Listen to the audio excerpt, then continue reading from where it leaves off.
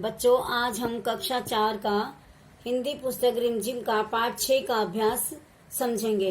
तो लीजिए शुरू करते हैं। क्या कहते मेरे क्या बस का। इसका प्रश्न है, भैया ने क्या बहाना किया और क्यों। इसका उत्तर है नाव बनाना। भैया ने बहाना किया कि नाव बनाना मेरे बस का नहीं है, क्योंकि भैया बाजार से कागज लाकर नाव बनाने में आलस कर रहे थे। बूंदों लहरों लड़ती बढ़ती। अगला प्रश्न है, कौन बूंदों और लहरों से लड़ते हुए आगे बढ़ रही है। तो इसमें उत्तर में आएगा कागज की नाव बूंदों और लहरों से लड़ते हुए आगे बढ़ रही है। गुल्लक भारी अपनी खोलो। अगला प्रश्न है, किसकी गुल्लक भारी है, किसकी गुल्लक हल्की है।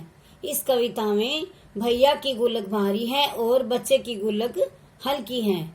नेक्स्ट, नाव की कहानी। एक बार फिर से कविता पढ़ो। इस कविता में एक नाव के बनने और दूसरी नाव में सफर करने की कहानी छिपी है। मान लो तुम ही वह नाव हो, अपनी कहानी सबको सुनाओ। शुरुआत हम कर देते हैं। जैसे, मैं एक नाव हूँ, मैं कागज से बनी हूँ, मुझे एक लड़के ने बनाया, उसका नाम तो मुझे नहीं पता। पर बच्चों, तो आगे की कहानी हम बनाते हैं, सुनो। वह मेरे बनने पर बहुत ही खुश हो गया। रिमझिम रिमझिम बारिश हो रही थी, सड़क पर पानी भर चुका था। उसने मुझे पानी में बारिश में छोड़ दिया। मैं पानी की लहरों के सहारे आगे बढ़ती रही। तभी बहुत तेज बारिश होने लगी। मैं पूरी तरह भीग गई और बिजली के एक खंबे के पास जाकर फंस गई। तो बच्चों, ये कहानी, इसकी नाव की कहानी पूरी हुई। आगे देखिए, तुमने बरसात पर पहले भी कभी कोई कविता या लोकगीत सुना होगा, उसे नीचे दी गई जगह में लिखो। तो बच्चों, समझो दूसरी कविता कौन सी बनेगी। वर्षा आई, रिमझिम रिमझिम वर्षा आई, काले काले बादल आए, उमड़ घुमड़ कर न पर छाए, मोर नाचने लगे मस्त हो, मेंढक ने भी गीत सुनाए, बूंदे सबके मन को भाई, रिमझिम रिमझिम वर्षा आई, नभ में बिजली लगी चमकने, सौंधी धरती लगी महकने, रंग बिरंगी नाव चल पड़ी, चंचल सी लहरों पर बहने, धरती पर हरियाली छाई, रिमझिम रिमझिम वर्षा आई। तो बच्चों, ये थी बारिश की एक कविता जो मैंने आपको सुनाई। अगला प्रश्न है, इस कविता को पढ़ते समय तुम्हारे मन में कोई चित्र आए होंगे, उनके बारे में बताओ या उनका चित्र बनाओ। तो हम आपको उनके बारे में बताते हैं।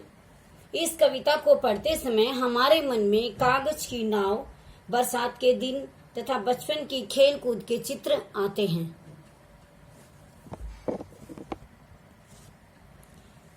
पानी सचमुच खूब पड़ेगा, सचमुच का इस्तेमाल करते हुए तुम भी 2 वाक्य बनाओ। तो पहला वाक्य क्या होगा,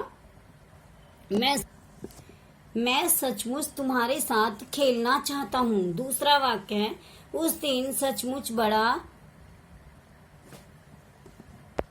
अच्छा मौसम था। उस दिन सचमुच बड़ा अच्छा मौसम था। आगे, घिर घिर कर बादल छाया है, 7 समुंदर भर लाया है। तो इसका प्रश्न है, पता करो 7 समुंदर कौन कौन से होंगे जिनसे बादल पानी भर कर लाया है।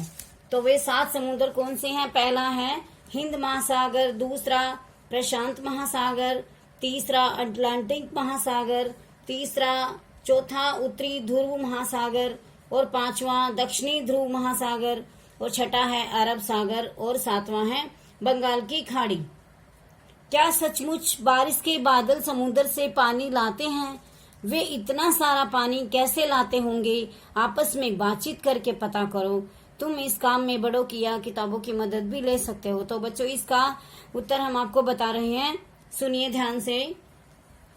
बारिश के बादल सचमुच समुद्र से पानी लाते हैं। सूरज की गर्मी से समुद्र का पानी भाप बनकर आकाश में चला जाता है। वहां इकट्ठी हुई भाप धीरे धीरे ठंडी होकर पानी की बूंदों की शक्ल ले लेती है। वही बूंदे बादल का रूप लेकर बरसने लगती हैं। आई बरसात। पहला प्रश्न है इसका, बरसात के दिनों में अक्सर घरों के दरवाजे और खिड़कियों से पानी की बौछार आ जाती है। कभी कभी छत से पानी टपकता है, सीलन भी आ जाती है। ऐसी स्थिति से निपटने के लिए तुम्हारे घर में क्या क्या किया जाता है? तो इसका उत्तर है, बरसात के दिनों में जब हमारे घर के दरवाजे और खिड़कियों से पानी की बौछार आती है, तब हम सारे दरवाजे और खिड़कियां बंद कर लेते हैं। घर में आए हुए पानी को कपड़े से पोंछकर साफ कर देते हैं। अगला प्रश्न है, बारिश के मौसम में गलियों और सड़कों पर भी पानी भर जाता है। तुम्हारे मोहल्ले और घर के आसपास बारिश आने पर क्या क्या होता है बताओ? हमारे मोहल्ले और घर के आसपास बारिश आने पर सारी गलियां पानी से भर जाती हैं। पानी की लहरों पर सूखे पत्ते, कागज आदि तैरने लगते हैं। थोड़ी देर में पानी सीवर में चला जाता है, बाद में गलियां सूख जाती हैं। आगे है काम आने वाले शब्द। पिछले साल रिमझिम में तुमने पढ़ा था कि बनाना काम वाला शब्द होता है। काम वाले शब्दों को क्रिया कहते हैं। इस कविता में ढेर सारी क्रियाएं या काम वाले शब्द आए हैं, उन्हें छांटो और नीचे लिखो। काम वाले शब्द: आना, पढ़ना, खोलना, भरना, बढ़ना, चलना, लहराना, हर्षाना।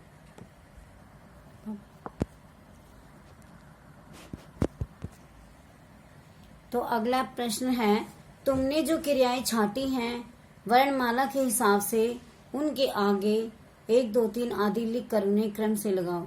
तो बच्चों, पहले आपको समझना होगा कि वर्णमाला का हिसाब क्या होता है।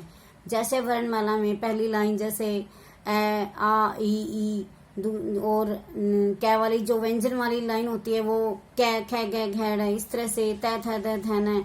इस तरह से वर्णमाला के हिसाब से इन शब्दों को लगाना है।